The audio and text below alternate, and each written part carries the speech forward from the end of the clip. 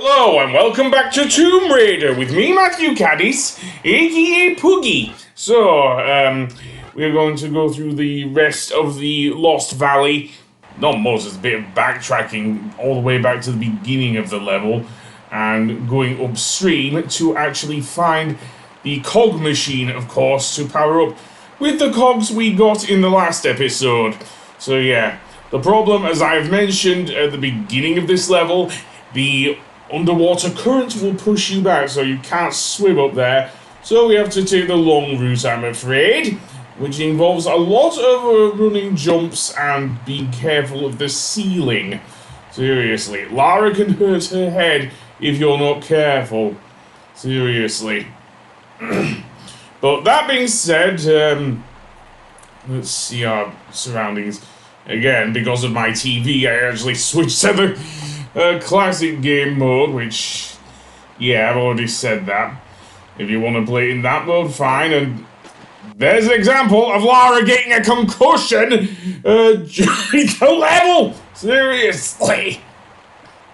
But anyway, that being said, yeah, and why did I do that? I do not know. Seriously. Granted, the controls with the game are a lot better than...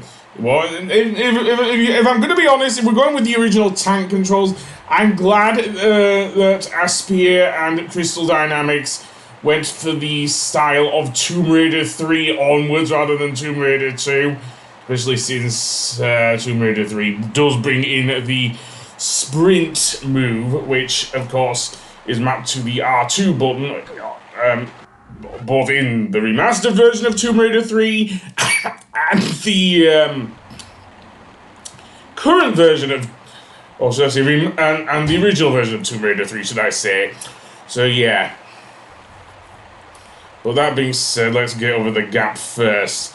Again, pressing the X button so Lara doesn't get concussion is a must here, seriously. Because Lara's movements can be a bit iffy, and why the hell did I not do that? Seriously. This is not a let's play, this is a fucking blooper reel. Seriously, I'm new to do it there. Why do not I do it on the other one? I do not know. Seriously. If I were playing this on New Game Plus, I wouldn't have the luxury of saving everywhere. Because it brings back the save crystals from the original game, or certainly the PS1 and Saturn versions. Not the PC version, as I've mentioned, so yeah, so that was a standing jump, I'm afraid. And then there's the prospect of getting over this bit, so yeah. So, let's see, is this where I think the shotgun is? Because if it is, then I do want to. Again, for this game, I am not using the all weapons cheat, but for Tomb Raiders 2 and 3 I am. But only that cheat. I'm not getting all of the secrets and everything. I just made the game far too easy in my opinion. So I will walk my way through here and hope Lara doesn't mind. And yeah, the difference in graphics is quite noticeable, I think. Again, we also don't have the luxury of flares, which were introduced in Tomb Raider 2, but never mind that. Especially since the remastered version does seem to behave a lot more like, dare I even say, Tomb Raider 4 onwards in terms of graphical quality. Although, having said that, Lara actually moves her mouth in the remastered version, which she does not in the original version, which this is kind of jarring. But anyway, here's the ancient machine on the other side of this bridge, where we place the cogs. This is also, I believe, where we first get the, dare I say it, the shotgun as well, which is a really good weapon if you are fighting enemies up close, seriously. So shall I go for the shotgun first, or shall I go for the thing? Again, there is actually an achievement you can get here if you do get the shotgun before you face the dinosaurs, but I didn't do it, so shimmying down here. Keep in mind Lara can't shimmy around corners here. So yeah, this looks like it was made for her though. Seriously. But no, there is nothing beyond there, and Lara will just slide back into the water if she's not careful. So yeah. So instead, let's actually get to the cogs and place them. Apparently there are 3, not 4. And you will see over there on the left side of the ancient machine is a lever. And indeed, said lever is what we use to power up the ancient machine and pretty much open the waterfall towards the Tomb of Qualopec, of course. So yeah.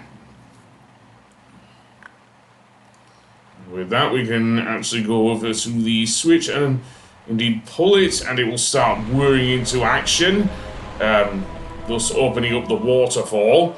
As for the shotgun, well, let's see. A good view of here before I go on. So, indeed,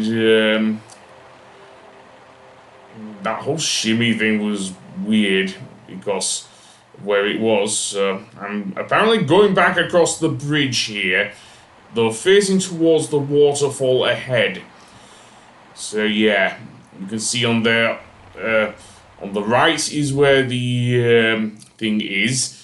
And let's see how we do get the shotgun then. From the bridge, what we want to do is head to the right of facing, when we're facing the machine, head to the right, and make our way down this pathway towards this rather empty looking area. And we will see here that, well, between the river and the thing is this dead guy, seriously. So we're just stealing off a corpse now because the guy's just a skeleton. Seriously, that's kind of actually quite appropriate given Halloween's coming up. But, yeah. Let's just hope his ghost doesn't come back to haunt us. Given that the Tomb Raider series does have fucking dinosaurs in it and everything. Seriously, this one released 3 years after Jurassic Park. Maybe 1 year after The Lost World as well, so I can see why Core Design put them in. Well, Crystal Dynamics left them in Anniversary, so yeah. Well, let's go for a bit of a swim down here, and let's see where this takes us. Although, like I said, there's through an underwater cave, it looks like. And, indeed, well, I'm guessing we're going to the right. Yeah, seriously. And yes, I've switched to original mode because of the lighting is a bit better underwater. Which is weird to say, but I will say it. And in this room, seemingly there's nothing in here. Although, no, there is something up there. An air pocket, which is necessary.